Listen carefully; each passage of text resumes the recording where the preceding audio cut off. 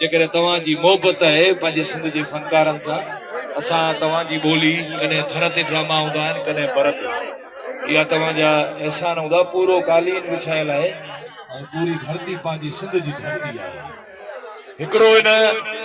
धरतीअ जो शेर आहे उस्ताद बुखारीअ जो कंवल गुल मां कोको न थियो आहे न थींदो कंवल गुल मां कोको न थियो आहे न थींदो बुखारीअ खां धोखो न थियो आहे न थींदो जेको बि न मञाए हिन जीजल माओ जी थञे लोको उन जहिड़ो को थोको न थियो आहे न वरी को थींदो हर ड्रामे जी पंहिंजी माना हूंदी आहे कंडनि जी सेज जंहिंमें आऊं दिलावर हुयुसि जेकॾहिं दिलावर सां तव्हांजी मोहबत आहे ताड़ी वॼायो मां तव्हांखे तालात हाशिम भाउ अॼु माण्हुनि जा वलर कठे करे ही पूरो राज भाग वठी हिन दिलावर खे माराइण जे लाइ निकितो आहे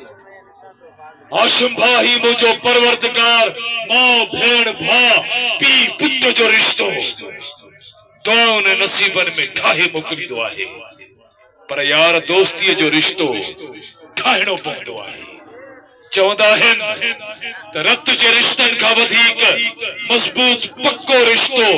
दोस्तीअ जो हूंदो आहे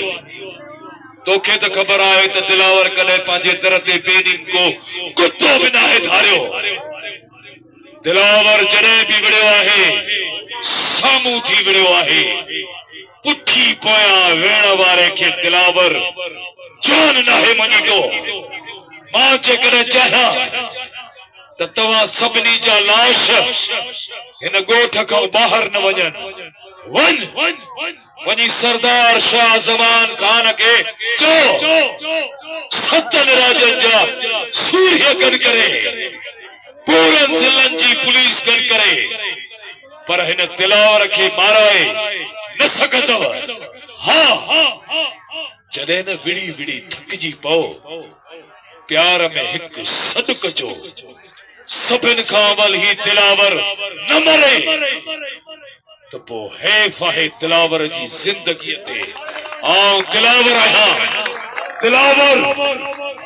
कच्चे जो दिलावर दोस्तो हिकिड़ो शेर आहे